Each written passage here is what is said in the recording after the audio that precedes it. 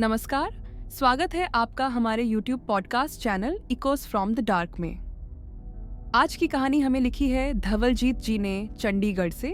कहानी पसंद आए तो लाइक ज़रूर करें। अगर ऐसी सच्ची घटनाएं सुनने में आप इंटरेस्टेड हैं तो हमारा चैनल सब्सक्राइब करना ना भूलें। नमस्कार, आज हम चंडीगढ़ से आई एक सच्ची घटना पर बात करने वाले हैं। ये कहानी हमें भेजी है धवलजीत ने और ये हमें एक ऐसी जगह ले जाती है जिसके बारे में कहा जाता है कि वो कभी सोती नहीं। चंडीगढ़ का सरकारी अस्पताल GMCH 32। तो बात है नवंबर 2019 की। धवलजीत दिल्ली के प्रदूषण से बचने के लिए कुछ दिनों के लिए अपने घर चंडीगढ़ आए हुए थे और तभी इत्तेफाक से उनके पिता को हर्निया की सर्जरी के लिए GMCH 32 में भर्ती करवाना पड़ा। अब क्योंकि धवलजीत घर पर ही थे तो उन्होंने अपने पिता के साथ रात में रुकने की जिम्मेदारी ले ली और बस यहीं से उस अनुभव की शुरुआत हुई जिसने उन्हें हमेशा के लिए बदल दिया।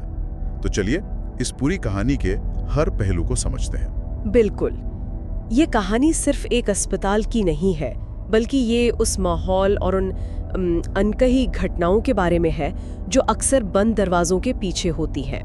ये जानना दिलचस्प होगा कि कैसे एक सामान्य लगने वाली रात असाधारण में बदल गई। तो सर्जरी के बाद धवलजीत के पिता को ट्रॉमा वार्ड में रखा गया।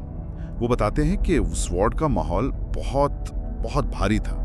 हर कोने से जैसे दर्द की आहट महसूस होती थी क्योंकि वहां ज्यादातर मरीज गंभीर हादसों से उभर रहे थे। ये एक बहुत सामान्य अनुभव है।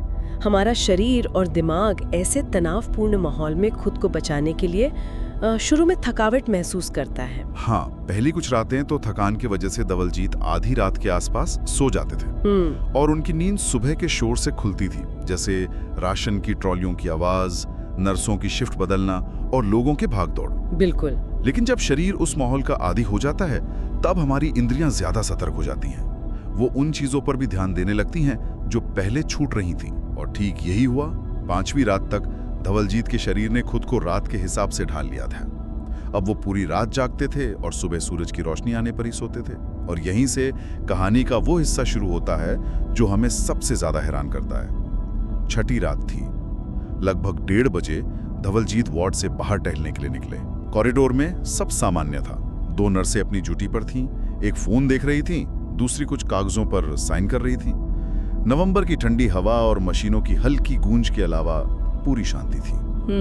फिर रात के 2 बजे की ठीक बाद वो शांति टूट गई।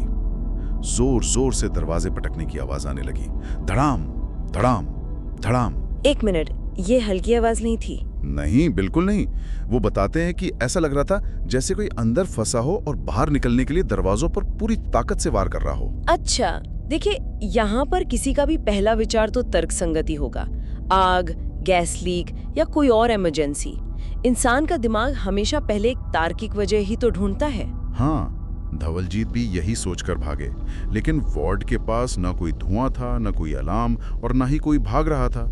और सबसे अजीब बात, नर्स हरजीत तो वैसे ही बैठी फोन देख रही थी जैसे कुछ हुआ ही ना हो। मतलब उससे कोई फर्क ही नहीं पड़ा? कोई फर्क नहीं। तो धवलजीत ने हिम्मत करके पास के एक दरवाजे को देखा। उस पर बाहर से ताला लगा हुआ था और हर धक्के के साथ वो ताला हवा में उछल रहा था। बाप रे! तभी पास के एक प्राइवेट कमरे रूम नंबर 2131 से एक आवाज आई। कोई मदद के लिए पुकार रहा था और वो आवाज धवलजीत का नाम ले रही थी। क्या उनका नाम? हाँ, उनका नाम। वो एकदम सन्न रह गए। उन्होंने देखा कि कमरे का दरवाजा खुला था, अंदर कोई नहीं था, लेकिन पंखा पूरी रफ्तार से चल रहा था और पर्दे पूरी तरह उड़ रहे थे, जबकि चंडीगढ़ की सर्दियों में भला कोई पंखा तेज क्यों चलाएगा। ये बेहद अजीब है। एक तो नाम से पुकारना और दूसरा उस ठंडे मौसम में तेज चलता पंखा। ये उस स्थिति को और भी ज्यादा रहस्यमयी बना देता है। वो पूरी तरह से घबरा गए। उन्होंने फिर नर्स से पूछा, लगभग चिल्लाते हुए, उस कमरे से मदद की आवाजें आ रही हैं, ये सब क्या हो रहा है? और नर्स का जवाब क्या था? क्योंकि मुझे लगता है इस पूरी कहानी का सबसे अहम हिस्सा शायद वही है। नर्स ने बिना किसी भाव के उनकी तरफ देखा और कहा, ये सब 3:30 बजे तक चलेगा, 4 बजे तक सब बंद हो जाएगा। रोज रात को होता है, ध्यान मत दो। ओह, ये जवाब पूरी कहानी का रुख बदल देता है। उसका इस घटना को इतना सामान्य बताना ये साबित करता है कि ये कोई अचानक हुई घटना नहीं, बल्कि अस्पताल की रात का एक हिस्सा है जिसे स्टाफ ने स्वीकार कर लिया है। और ठीक वैसा ही हुआ। लगभग 3:30 बजे तक सारी आवाजें अचानक बंद हो गई, जैसे किसी ने कोई स्विच बंद कर दिया हो। अगले सुबह 9 बजे एक कर्मचारी ने चाबियों से उस दरवाजे को खोला जिसके पीछे से सबसे ज्यादा आवाज आ रही थी। धवलजीत ये देखने के लिए वहीं खड़े थे। और अंदर क्या था? अंदर मरीजों का किचन था, एक छोटा सा कमरा जिसमें सिंक, कुछ स्टील की प्लेटें और खाना बनाने के बड़े पतीले रखे थे।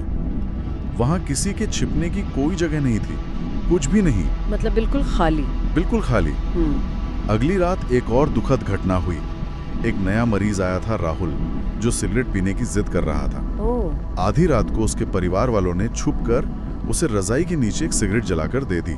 ये तो बहुत खतरनाक है अस्पताल में। हाँ, लेकिन आधे से ज्यादा सिगरेट जल भी नहीं पाई थी कि धुआं बाहर आ गया। नर्सें भागी, रजाई उठाई और राहुल जा चुका था।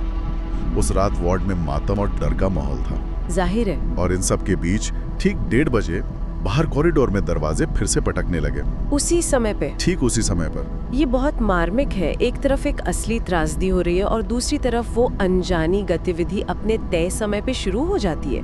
ऐसा लगता है जैसे उस जगह की अपनी एक अलग ही दुनिया है, जिसे इंसानी भावनाओं से कोई फर्क ही नहीं पड़ता। कुछ रातों के बाद धवलजीत ने उस पैटर्न को स्वीकार कर लिया।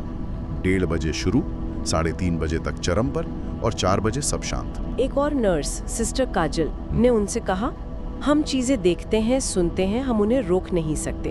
हम यहाँ जिंदा लोगों की सेवा करने के लिए हैं, बस। देखिए, वही बात आ गई, स्वीकार्यता। उन्होंने मान लिया है कि कुछ चीजें उनके बस में नहीं है। हाँ, एक रात उन्होंने शीशे के दरवाजे वाले खाली कमरे को देखा। अंदर एक बल्ब जल रहा था, पंखा पूरी रफ्तार से चल रहा था और पर्दा हवा में उड़ रहा था। कमरा बिल्कुल खाली था, लेकिन उसका दरवाजा बाकी सबसे ज्यादा जोर से बज रहा था। उस पल धवलजीत को एहसास हुआ कि ये अस्पताल उन अनगिनत लोगों की यादें और शायद उनकी आत्माओं को सहेजे हुए है जिन्होंने यहाँ अपनी आखिरी सांस ली है। इसके बाद उन्होंने सवाल करना बंद कर दिया और बस अपने पिता की देखभाल पर ध्यान दिया।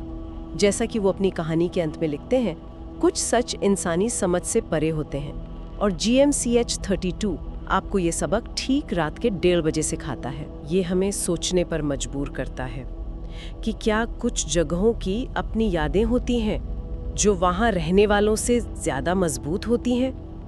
क्या होता है जब एक इमारत दर्द और दुख की इतनी कहानियों को सोख लेती है? क्या वो दीवारें उन भावनाओं को जिंदा रखती हैं जो हर रात एक तय समय पर खुद को दोहराती हैं? ये एक ऐसा सवाल है जिसका जवाब शायद हमारे पास कभी ना हो। ये कहानी सुनने के लिए बहुत बहुत धन्यवाद। अगर आप भी हमारे साथ अपना एक्सपीरियंस शेयर करना चाहते हैं तो लिख भेजिए हमें अपनी कहानी। हमारा ईमेल ID है ecosfromthedark.official@gmail.com। आपकी कहानी का इंतजार रहेगा। फिर मिलते हैं अगले एपिसोड में। चैनल को सब्सक्राइब करना ना भूलें।